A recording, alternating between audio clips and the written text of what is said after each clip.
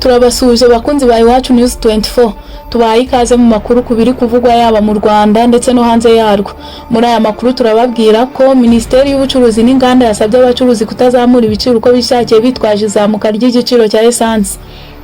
Amerika yaburiye Perezida Tshisekedi wa Repubulika Iharanira Demokarasi ya Kongo ndetse na Ndayishimiye w'u Burundi guhagarika ubwicanyi bukorerwa abanyamurenge. Ni nyuma y'aho abanyamurenge bakoze imyigaragambyo y'amahoro muri Amerika basaba Amerika gukemura ikibazo cya bene wabo bakomeje kwicirwa muri Kongo. Muri Nigeria abantu 6 barashinzwa guhirika ubutegetsi. Naho mu ntambara ikomeje gushamiranya Amerika na Iran, Amerika yongereye igihe cyo kutarasa kuri Iran. Aya makuru nandi yose turaje tuyarambure muri kumwe nanjye Mutesi Gloria. Iyi ni Iwacu News 24. Amakuru yacu tuyahere mu Rwanda tubabwire ko abacuruzi basabwe kutazamura ibiciro bitwaje izamuka ry'igiciro cya essence. Minisiteri y'Ubucuruzi n'Inganda Minicom yasabye abacuruzi bo mu Rwanda kutazamura ibiciro mu buryo bunyuranyije n'amategeko bitwaje izamuka ry'ibiciro by'ibikomoka kuri petroli. Tariki ya 16 Mata urwego ngenzuramikorere RURA rwazamuye ibiciro.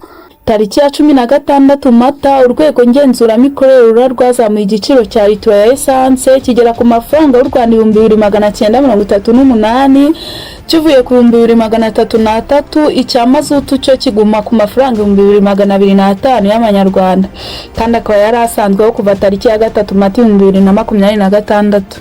Ibi biciro byazamuwe bitewe n'intambara ya Leta Zunze Ubumwe za Amerika na Iran iri kubera muri Burasirazuba bwo hagati kuva muri Gashyantare 2026 yakomye mu nkokora ingendo z'ubwato butwara ibikomoka kuri petroli bunyura mu muyoboro wa Hormuz. Iyi ntambara yatumye ibiciro bya essence na mazuti ku isoko mpuzamahanga bizamuka kuko akagunguru kabyo kari ku madolari abarirwa muri 70 karenze amadolari 100 nubwo byongeye kumanukaho gato ubwo hatangazwaga gahenge.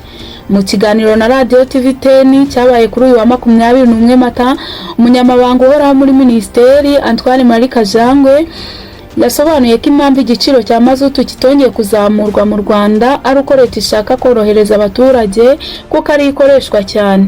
Antoine yagaragaje ko imodoka nyinshi zifashishwa mu bwikorezi mu Rwanda zikoresha mazutu, bityo ko nta mpamvu abacuruzi bafite yo kuzamura ibiciro ibicuruzwa bikomoka mu gihugu nk'ibirayi, ibishyimbo, ibigori, imyumbati n'imboga.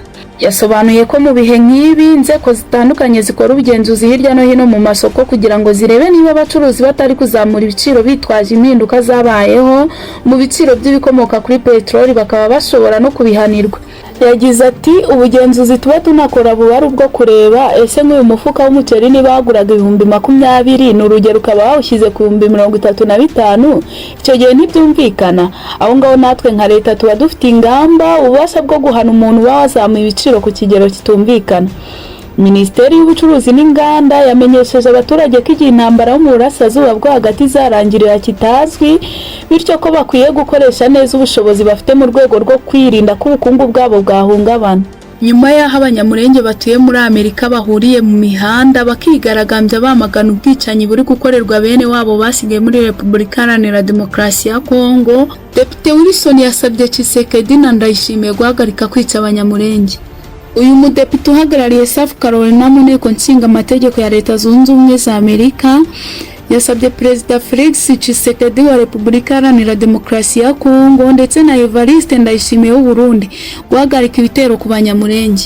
Umuyobozi w'umuryango MPA Mahoro Peace Association wateguye imyigaragambyo Douglas Kabunda yagize ati ubwicanyi bwarakomeje, habaho n'ubundi buryo bwo kwica, ubwo burimo kwicisha abantu inzara no kwicisha drone.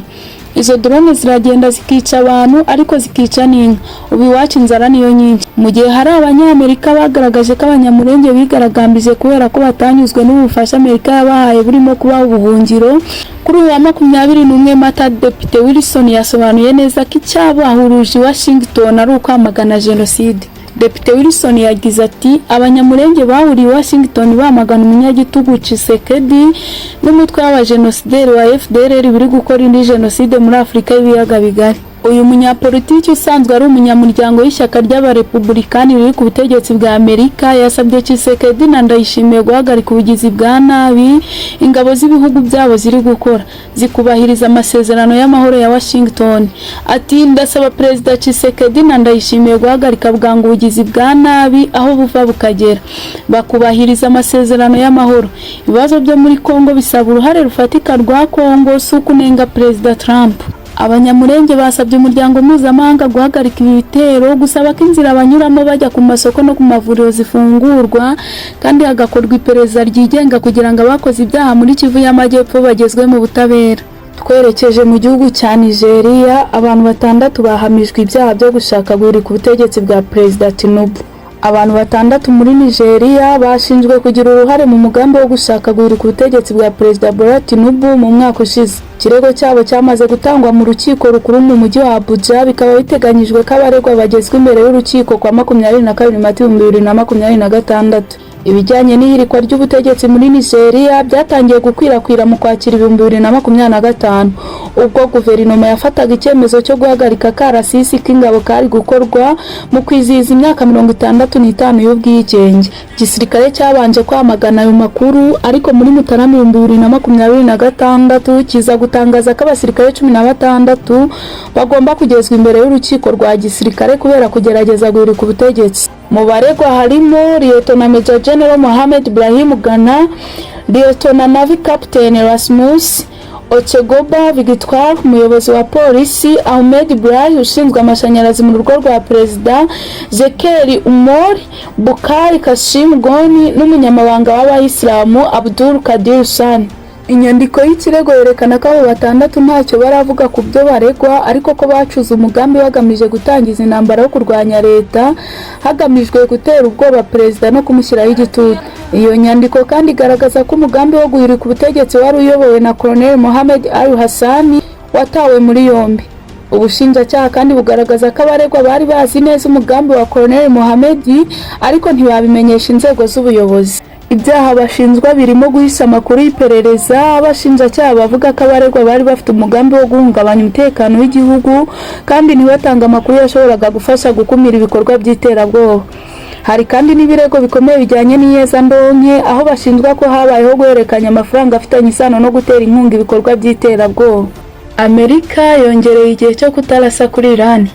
Perezida wa Leta Zunze Ubumwe za Amerika Donald Trump yatangaje ko agahenge kazakomeza kugeza hasojwe ibiganiro bihagarika intambara ya Iran igiye kumara amezi 2.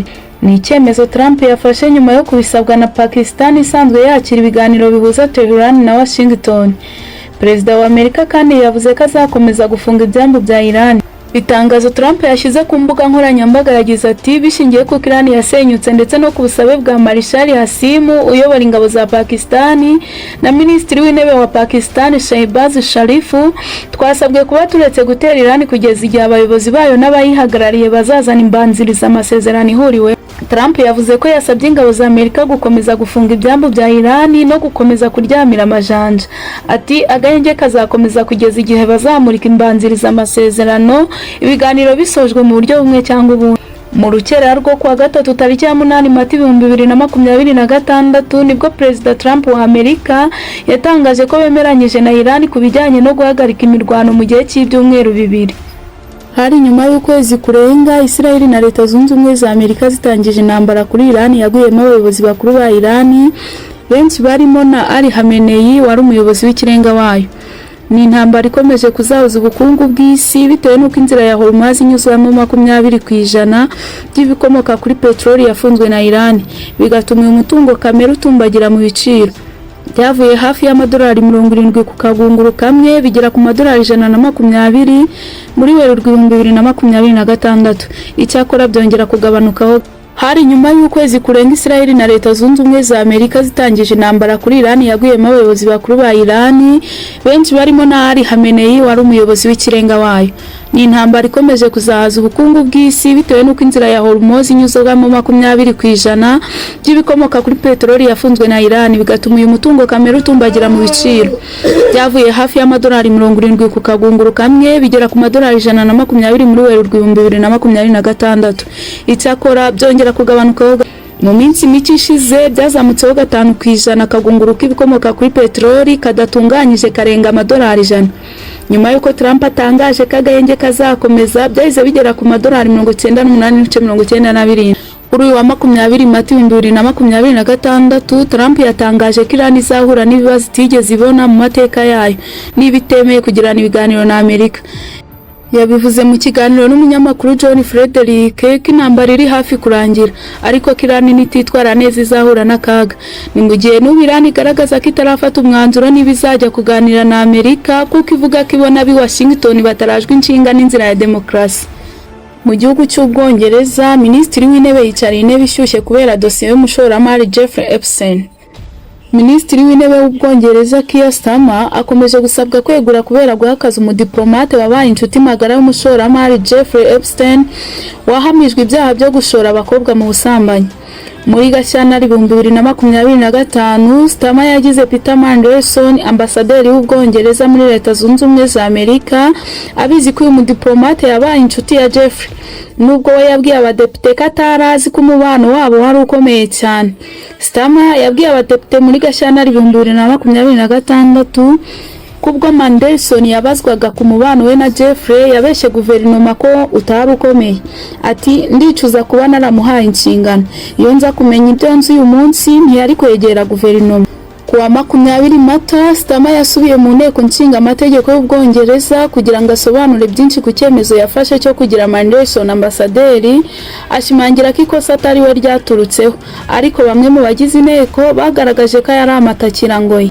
Umuyobozi w'ishyaka ry'abakonservateri ritavuga rumwe na guverinoma y'abakozi Kemi Badenoch yagize ati, ibi bitwereka ibintu bibiri: Minisitiri w'Intebe ari kubeshya cyangwa ntafite ubushobozi bwo kuyobora igihugu. Senateri Maurice Grassman wo mu ishyaka ry'abakozi yagaragaje ko Starmer akwiye kwegura nyuma yo gukora iri kosa, kuko nta cyizere azongera kugirirwa. Kuri we ntabona ko gusaba imbabazi bihagije.